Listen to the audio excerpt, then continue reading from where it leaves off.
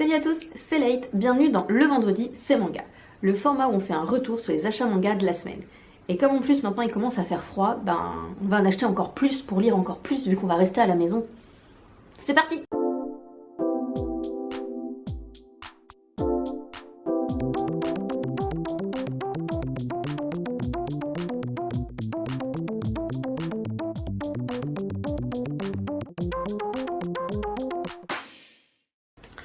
Alors à ma grande honte, on va commencer par un manga dont j'ai raté la date de sortie.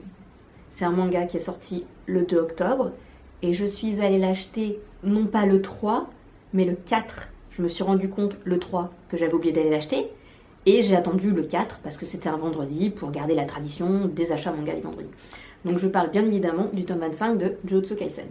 Alors cette fois j'ai pas été en pigeon puisque j'ai pris l'édition simple, j'ai pas pris le coffret parce que j'avais pas envie de mettre 35 € pour avoir, je crois qu'il y a une quarantaine d'impressions, de tissus imprimés, il y a 2 reliques, un support de téléphone, une jaquette alternative. Bah, pour le prix ça vaut le coup, hein, je critique pas du tout les gens qui l'ont acheté, franchement voilà c'est très bien. Moi j'ai même hésité quand même à le prendre mais c'est juste que je me suis dit 35 €, je préfère mettre dans autre chose, dans d'autres mangas, puisque j'aime bien Jujutsu Kaisen, mais pas au point d'acheter le gros coffret que en plus je laisserais tel quel dans la mangatech, ça serait dommage. Donc voilà. Par rapport à Jujutsu Kaisen, c'est un manga que j'ai commencé il n'y a pas si longtemps que ça, puisque je l'ai commencé en 2024. Mais comme très rapidement j'ai vraiment été prise dans l'histoire, j'ai enchaîné. D'ailleurs pour l'anecdote, j'ai commencé par le 0. J'ai pas commencé par le 1, j'ai vraiment commencé par le 0.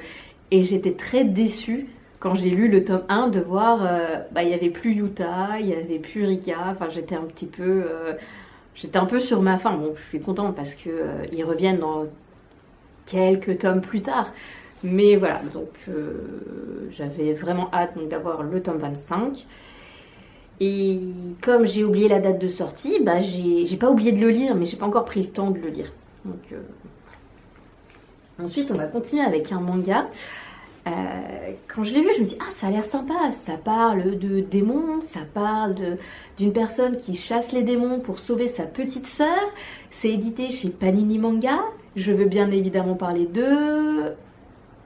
Eh ben non, raté, pas de Demon Slayer, de Sword of the Demon Hunter. Alors je vous rassure, l'histoire est quand même un peu différente, hein. C'est pas parce qu'il y a un gars qui chasse des démons pour sauver sa petite sœur que c'est forcément la même histoire, c'est quand même un peu différent. Voilà, pour le moment j'ai lu que le tome 1, donc on va voir dans le tome 2 comment ça se passe et voir si c'est beaucoup plus différent ou pas, mais je pense quand même, il y a des similitudes certes, mais c'est quand même différent. Ensuite on continue avec un manga donc d'un tout autre registre, et ce manga en fait c'est un peu par hasard que j'avais acheté le tome 1. Enfin, par hasard, en lisant le synopsis, ça parlait de quelqu'un qui aimait bien les chats, ça parlait... Enfin, voilà, c'est ça qui m'a convaincue, parce que ça parle de chats dedans.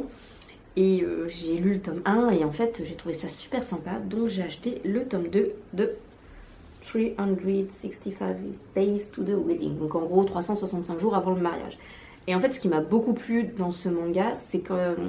c'est une belle critique, je trouve, de la société actuelle avec toutes ces obligations qu'on peut avoir, les a priori qu'ont les gens, parce que si t'as tel âge que t'es pas marié, forcément, on va t'imposer plus de choses. Enfin voilà, il y a toute cette pression sociale par rapport à ça. Donc en gros, pour un peu parler de l'histoire, c'est les deux protagonistes qui sont là en couverture travaillent tous les deux dans une agence de voyage au Japon. Ils vont ouvrir, donc cette agence va ouvrir une succursale dans une ville, je ne sais plus exactement où, je crois que c'est du côté de la Russie, enfin en tout cas un endroit où il fait très très froid, et ils vont envoyer, pour être le gérant de cette agence, une personne qui n'est bien évidemment pas mariée, parce qu'une personne pas mariée, comme on le sait, n'a aucune attache, une personne pas mariée n'a pas de vie, donc on s'en fout de l'envoyer à l'autre bout du monde. Je suis ironique, pour info, c'est pas... voilà. Et donc, ces deux personnes n'ont pas trop envie d'aller à l'autre bout du monde, parce que ils sont très bien là où ils sont. Donc, ils vont monter un plan un peu machiavélique à faire croire qu'ils vont se marier, pour éviter justement de se retrouver à devoir déménager, aller dans un tout autre pays, Sauf qu'il va leur arriver quelques petites déconvenues suite à ce mensonge. Donc voilà, en tout cas, c'est un manga qui est assez sympa à lire. Et comme dit, j'aime beaucoup cette vision qui traduit bien la pression sociale par rapport au mariage, que tu sois célibataire ou non. Il y a toujours une pression de l'entourage, que ce soit proche ou moins proche, sur le fait que si tu n'as pas ce schéma de vie classique, tu rencontres quelqu'un, tu te maries, tu fais des enfants, tu achètes une maison, tout ça, bon ben, c'est un peu comme si tu avais raté ta vie et que voilà, enfin bref. Donc c'est un excellent manga au cas où je conseille.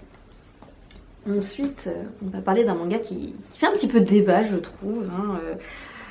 Donc pour ceux qui l'ont pas encore compris, on va parler de Dan Dan Dan, le tome 5. Alors oui, j'insiste, je persiste, je suis persévérante.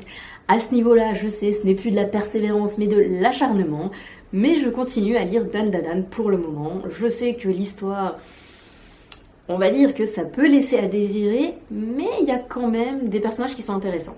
Par exemple, dans le tome 3, je l'ai dit dans ma précédente vidéo, il y a un personnage qui a une histoire assez profonde. Alors, c'est un personnage qui est plus que secondaire. Je crois qu'à ce niveau-là, c'est même plus secondaire. Hein. C'est du tertiaire ou du je ne sais quoi. Enfin, voilà, c'est vraiment en bas de la liste.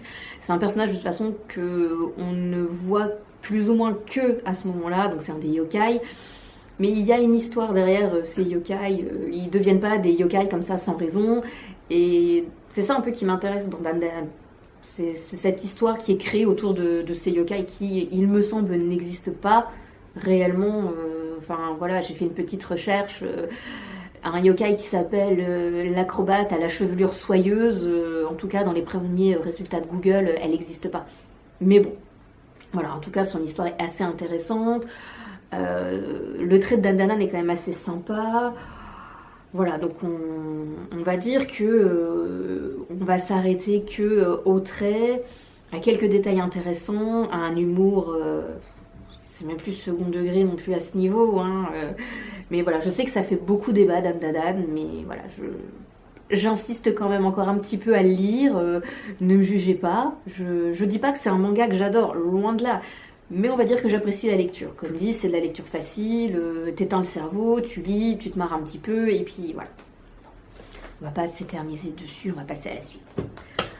Donc, pour la suite, j'ai acheté le premier tome de Le vendeur du magasin de vélo.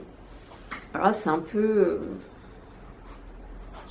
je sais pas trop comment expliquer cet achat. C'est de la curiosité, parce que je me suis dit, ça a l'air sympa, en tout cas... Bon, je trouve que les dessins, ils sont chouettes. Voilà, si on regarde un petit peu à l'intérieur, voilà, les dessins sont assez chouettes. Et au niveau de l'histoire, ce qui m'intéressait, c'est ce côté d'une rencontre entre deux personnes au caractère totalement opposé. Vraiment, enfin, entre une jeune femme qui est très timide et très effacée et un jeune homme qui est totalement l'inverse, qui voilà, enfin... Il est, de ce que j'ai compris, c'est quelqu'un qui est plus brut de décoffrage en quelque sorte, et elle est très timide, très réservée, et va se retrouver confrontée à ce jeune homme, et en fait, ce caractère complètement opposé au sien va lui plaire. J'en sais pas plus, je l'ai pas encore lu, donc on verra quand je le lirai, si ça me plaît, et s'il y aura d'autres tomes qui vont atterrir dans la mangathèque. On va continuer avec un classique que...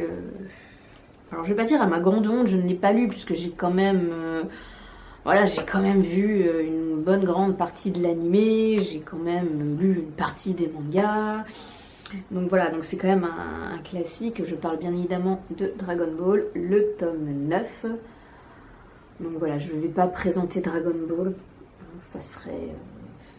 je crois que ça sera un manque de respect pour tout le monde. On va continuer avec un de mes classiques. Alors, comme vous le savez, je crois que je fais une alternance entre une semaine j'achète Naruto, une semaine j'achète Hunter x Hunter. Donc comme la semaine dernière c'était Naruto, cette semaine c'est encore Naruto. Parce que j'ai pas trouvé Hunter x Hunter. Il me fallait le tome, je crois qu'il me fallait le tome 23. Et partout où je suis allée, il l'avait pas. Donc je me suis rabattue sur le tome 60 de Naruto. On continue avec le tome 2 de Free Run. Donc je suis à jour dans les lectures de Freerun, mais même plus qu'à jour, enfin non, presque à jour, puisque j'ai lu les 11 premiers tomes, j'ai le tome 12 en ma possession, que je n'ai toujours pas lu, puisque je veux relire les 11 premiers tomes avant d'enchaîner sur le tome 12. Donc je rachète au compte-gouttes Freerun pour pouvoir le lire et pour pouvoir lire la suite. Et de toute façon, je ne suis pas pressée puisque le tome 13 ne sortira que début décembre, le 5 il me semble. Donc ça va, j'ai encore un peu de temps, j'ai quasiment 2 mois pour tout acheter et tout relire. Ensuite, on va continuer sur un manga que j'ai un peu... C'est pas que j'ai acheté par hasard, parce que j'avais vu dans les sorties... je crois que c'était de septembre, le tome 3 est sorti en septembre et ça m'intéressait, je me suis dit j'aimerais bien le lire, donc j'ai enfin trouvé le tome 1. Donc il s'agit de Soubotei, je sais pas trop comment ça se dit, hein, Soubotei, Soubotei, enfin bref. Donc voilà, ça avait l'air assez sympa, ça parle d'un manoir qui se dresse dans le district de Numanakurai à Tokyo. Que dedans c'est des ténèbres et que si tu rentres dans ce manoir, et ben tu disparais. Donc le but c'est de détruire ce manoir, de ce que j'ai compris. Affaire à suivre. Et on va terminer avec un achat que j'ai un petit peu attendu puisque parce que je l'ai commandé et je continue dans la lignée des achats d'occasion parce que c'est vrai que ça fait du bien au porte-monnaie. Parce que quand tu payes 8 €, 4 tomes, sachant que c'est le prix d'un seul tome, donc j'ai acheté sur Vinted les 4 tomes de Alma. Donc, comme j'en ai déjà parlé dans plusieurs vidéos, je cherchais des mangas de science-fiction. J'avais repéré Alma il y a déjà quelques temps. J'avais eu en main le coffret qui se trouve... pour à peu près une trentaine d'euros, 33, 34, enfin bref, donc c'est un petit coffret collector avec des cartes postales, tout ça, et puis voilà, je sais pas, j'avais pas forcément envie de l'acheter neuf, de payer 35 € pour les mangas. Je me dis bah tiens, on va regarder si je trouve d'occasion, et un peu par hasard sur Vinted, j'ai trouvé, pas mal de gens le vendent en fait sur Vinted. Donc que ce soit l'intégrale ou les volumes séparés, donc voilà. Donc j'ai acheté les 4 volumes sur Vinted, qui sont dans un état franchement pas mal du tout. Bon, ils sont un petit peu pliés ici au niveau de la surjaquette, mais franchement c'est rien du tout. Et au niveau donc de la lecture, j'ai déjà lu le premier tome, qui est franchement assez sympa. En tout cas j'ai bien apprécié, après...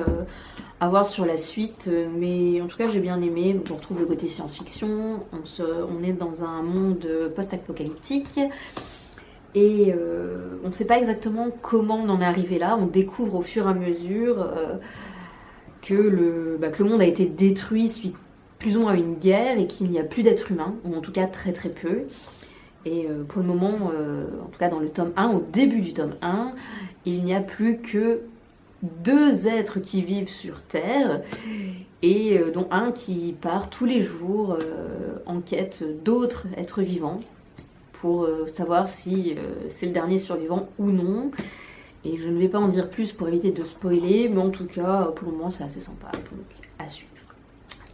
Donc c'est tout pour aujourd'hui et c'est déjà pas mal. Donc je vous dis à vendredi prochain pour un autre. Le vendredi c'est manga. Salut!